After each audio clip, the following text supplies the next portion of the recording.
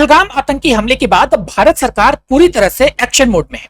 Media में ये खबरें चल रही हैं कि पाकिस्तान के प्रधानमंत्री मोदी से फोन पर बात करना चाहते हैं, लेकिन भारत सरकार उनके फोन का कोई जवाब देना नहीं चाह रही। इस वीडियो में इसी सवाल का जवाब जानने की कोशिश हम करेंगे।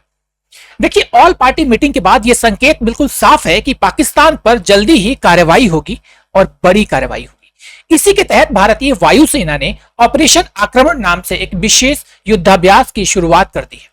यह अभ्यास रातों रात शुरू किया गया, जिससे स्पष्ट है कि भारत आतंक के खिलाफ किसी भी स्तर तक अब जा सकता है। सबसे पहले कैबिनेट कमेटी सिक्योरिटी यानी सीसीएस की आपात बैठक बुलाई गई। इसके तुरंत बाद सेना प्रमुख जनरल उपेंद्र द्विवेदी कश्मीर का दौरा करने गए। तीनों सेनाओं को युद्ध के लिए तैयार रहने का एकदम स्पष्ट आदेश दिया गया। नेवी की तैनाती अरब सागर की ओर शिफ्ट कर दिया गया है। पाकिस्तान के किसी भी जहाज को अरब सागर से होकर गुजरने की अनुमति नहीं दी जा रही है। मीडिया के सूत्रों के मुताबिक जो पाकिस्तानी प्रधानमंत्री शहबाज शरीफ प्रधानमंत्री से बात करने की कोशिश कर रहे हैं, यह भी एक सच खबर है। लेकिन भारत की तरफ से कोई प्रतिक्रिया इसलिए नहीं दी जा रही क्योंकि भारत बड़ी कार्रवाई करने वाला है। इस्लामिक देश भी अब पाकिस्तान को आतंकवाद से जुड़ी नीति और कट्टरपंथी सोच के कारण समर्थन पाकिस्तान को नहीं दे रही। उन्हें इस बात का डर है कि पाकिस्तान कहीं भविष्य में इस्लामिक देशों का नेता बनने का दावा न कर बैठे। पाकिस्तान आतंकवाद से इनकार करता रहा, लेकिन दुनिया अब इनकी सच्चाई को जान चुकी है। एफएटीएफ की ग्रे लिस्ट में पाकिस्तान की उपस्थिति और उसके आतंकी नेटवर्क के खिलाफ उठे कदम इस बात का प्रमाण है कि पूरी दुनिया पाकिस्तान को आतंकवाद का जनक मानती है।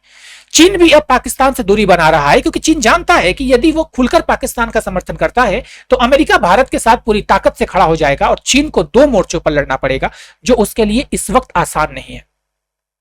संयुक्त राष्ट्र के अलावा कोई भी देश भारत के संयम की अपील नहीं कर रहा है। पूरी दुनिया इस बार चाहती है कि भारत निर्णायक कार्रवाई करे ताकि आतंकवाद का स्थायी समाधान निकले। भारत की वैश्विक शाख जो है वो पूरी दुनिया देख रही है कि पिछले 10 वर्षों में भारत ने यह साबित किया कि इस 21वीं सदी का एक सशक्त, आत्मनिर्भर और निर्णायक राष्ट्र अगर कोई है तो वो भारत है। भारत अब हर चुनौती को उसी की भाषा में जवाब देता आया है और देना जानता है।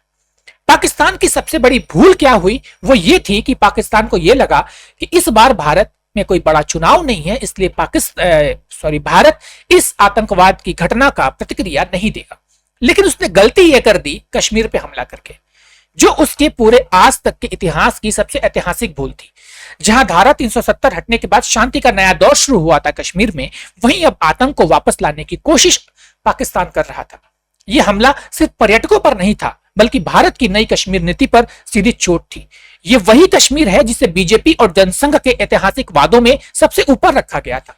धारा 370, राम मंदिर और आतंकवाद, इन मुद्दों पर मोदी सरकार की नीतियां आज स्पष्ट और कठोर है, और यही गलती पाकिस्तान कर बैठा कश्मीर पे हमला करके।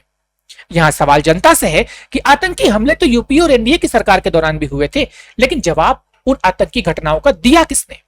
जो राज्य आतंकवाद का गढ़ था, वहां आज सड़कें बन रही हैं, वंदे भारत जैसी ट्रेनों की दौड़ वहां पर शुरू हो रही है। ये किसकी सरकार में हुआ? जो लोग सोशल मीडिया पे नैरेटिव फैला रहे हैं कि यह हमला भी भाजपा ने कराया है, वो इस सवाल का जवाब दे दे कि फिर अगर भाजपा कश्मीर को आतंकवाद का गढ़ बनाना चाहती तो वहां पर इतना इन्वेस्टमेंट क्यों करती? और अगर पिछले की सरकारों ने कश्मीर के विकास के बारे में सोचा था तो यह विकास का कार्य विपक्ष की सरकारों ने क्यों नहीं किया? जो भारत का मुकुट है कश्मीर, उसे खून से रंगने की कोशिश कौन सी सरकारों ने किया?